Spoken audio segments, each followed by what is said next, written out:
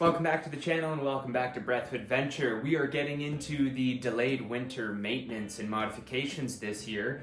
Spring is right around the corner. People are already out on their bikes riding around in the sand and the gravel, which, as you can see in the previous video, I wasn't going to do this year, but we got a list of preventative maintenance, a couple modifications, a couple parts swaps, and just getting everything ready for the 2025 moto camping season, some long distance touring, I hope. Going over a list of things that we're going to be working on. We've got a stainless steel front brake line that we're going to install, which I'm excited for.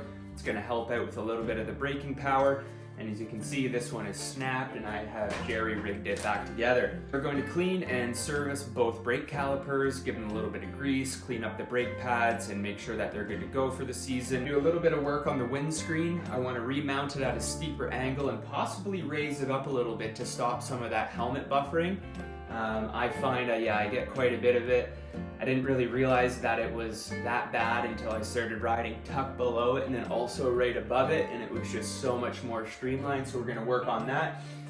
And we got to create a little bit more space for this Carpew Ride 502H navigation screen. Now I'm excited for this, shout out to them. This is the 502H model, which is a 5-inch screen, and it's actually meant for the Harley Davidson, but the reason I got this one is because it's got a custom mountable bracket. I don't have any space on the handlebars to add any kind of handlebar mount. So I will be custom fitting this to be able to have navigation and mirror my phone so that my phone lifeline isn't dangling around on the top of the bike.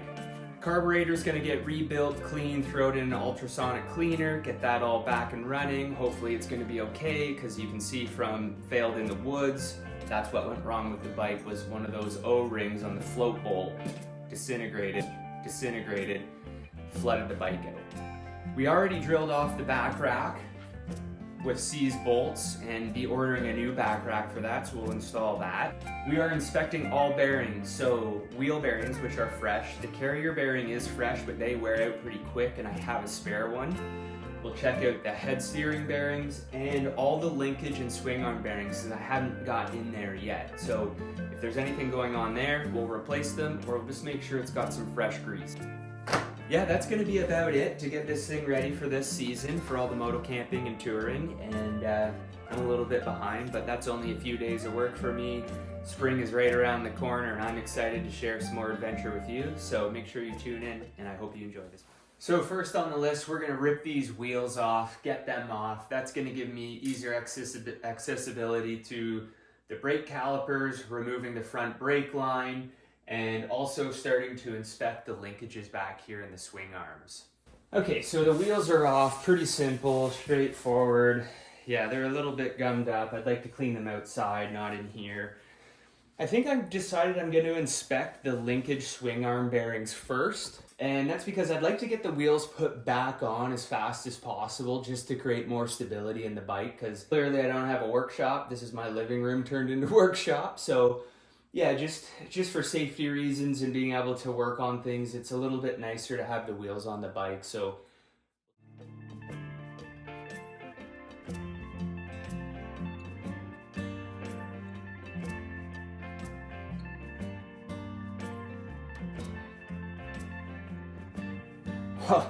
well, that's no good when you find some broken off wires that run to your plate lights.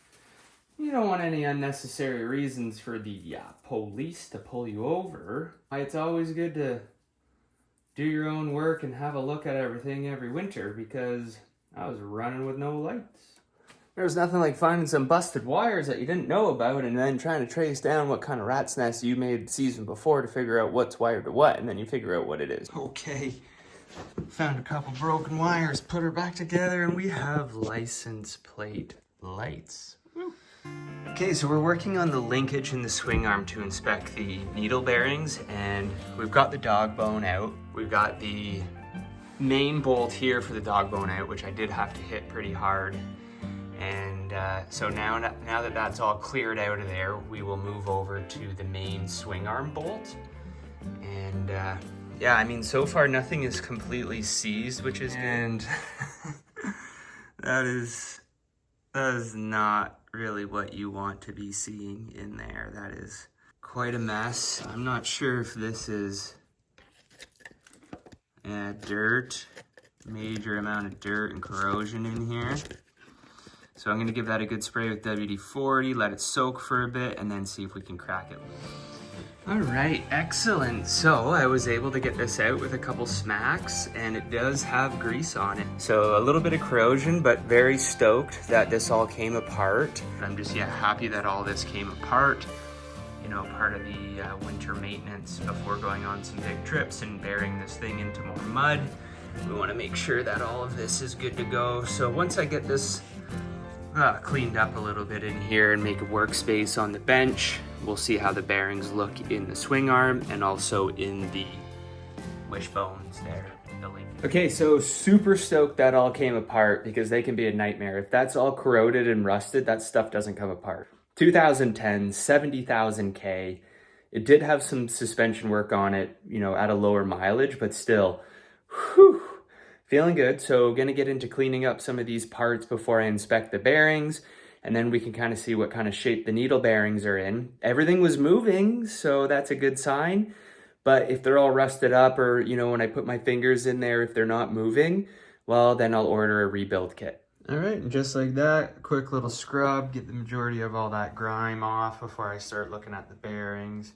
Okay, so we are still at it with the linkage bearings. So I took every bearing apart to inspect from the swing arm and then into the linkage. And the last ones that I found, which is this one here, which is the lowest hanging bearing off the bike, was completely seized up and rusted. I was like, no. All of them are good except for the one. And it makes sense. It's the most vulnerable. You know, looking online, you can buy an entire linkage kit from Pro Cycle, Fort9, all the different spots, depending on if you're Canadian or American, and they range from $90 US to 150, 160 Canadian. I don't need all the bearings. All the rest of the bearings in here are perfectly fine. There's no rust. I'm just gonna clean them and re-grease them. I have contacted my Suzuki dealership, which will sell just the two of the bearings for that part of the linkage, and they're like 35 bucks each, comes to like 70 plus tax. I can get them in like 3 or 4 days. But before I got that information and I was into this yesterday, I just, with some small pick tools, was cleaning out the grooves of them and actually got those bearings to start moving, and kind of realized that you can pop out the needle bearings. And as you can see right here, yes, I did. I removed the needle bearings. And here is, hard to see, but the open bearing in here. And you can see the little lines. Now, this was pretty pitted. You can see the lines, but I'm actually smoothing it out. And this was pretty pitted with rust, and these are covered in rust. But I'm the kind of guy that likes to do things myself. I'm basically with a mixture of steel wool, sandpaper, 400 grit wet sandpaper, and also a couple like metal deburring bits like this, cleaning the parts. I'm able to put the needle bearing in the drill and then spin it with the sandpaper or steel wool or even the scotch pad that I have to clean them up. I'm going to clean them up. It's probably going to take like 10 or 15 minutes. I'm going to put them back in very carefully and see if they start to roll. And if they are, I'm going to do the other side. I just fear that it's going to be a challenge to knock out those bearing housings out of the linkage. And then I have to press them in, I have to order them, and I'm just in a bit of a crunch right now of getting this swing arm linkage and swing arm back on the bike and the front tire on the bike so I can get it out of here. Yeah, so you can do it if you take the time.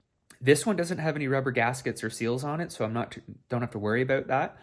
And yeah, I am doing that. I'm maybe a bit crazy for doing so, but we're giving it a try.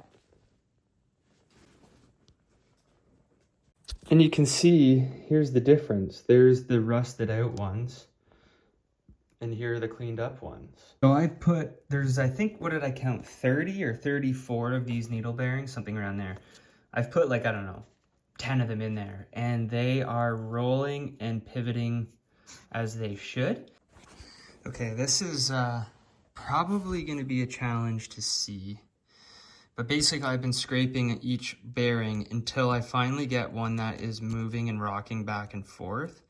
And that means that it's free, and I've got some small little picks here that I should be able to lift that up and out, probably not with one hand. So one of them I got knocked out, which means it's easy just to get the rest of them out here. All right, check it out. We got it out. Look at how cruddy these are. Just packed with dirt and some corrosion. There's the rest of them. So what I do is I throw them in here. I throw some WD-40, just let them soak. Just help them get some of that corrosion off. And I do have brake cleaner. I'll probably give them a spray with that, but I do like WD-40. It's not so hard on the hands. So we're just gonna put a little layer of grease inside there. And basically, you just have to get them started, and you're able to kind of straighten them out by hand, but you kind of just have to push them in one at a time. And I know somebody's gonna be like, oh man, time is money, you should have just bought a new set. Well, yes and no. $70 Canadian plus tax, plus I have to drive 45 minutes one way to get there, 45 minutes back, plus the fuel. If you can save 100, 150 bucks, I'd rather put that into something more necessary. I also enjoy this, especially right now. I'm dealing with a little bit of stress and pressure from the place that I'm living and some septic issues and not being very happy with the living conditions and looking for new places with a shop so that I can keep the content going. And I mean, for the hour and a half that I'm investing into this, I don't know, I'm all right with it. Look at that. All are back in. I don't know if you'll be able to see this, but all the bearings are back into place. All right. So what I'm going to do is now I'm going to take some more clean grease and just very lightly massage it into the bearings.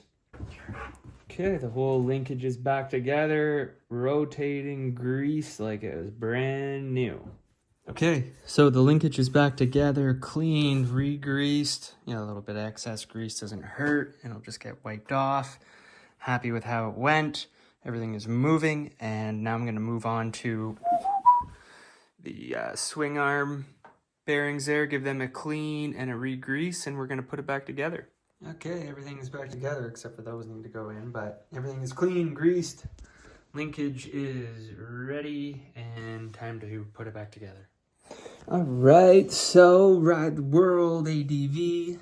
We've got everything back together, cleaned up and assembled. I haven't torqued anything yet, but yeah, happy with how it all went together.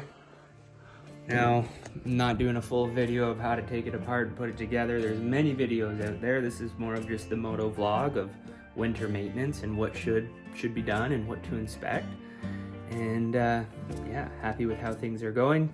I am gonna attempt to knock the shock nut loose and relieve a little pressure. The previous owner who did South America trip and back was a little bit taller, a little bit heavier than me. No jokes, he's just a bigger dude than me, so I don't need as much tension on that. It was fine, I did get bucked around a little bit, but so I'm gonna see if I can knock it off and just maybe just a half handful of threads, you know, just loosen it off to make it a little bit soft.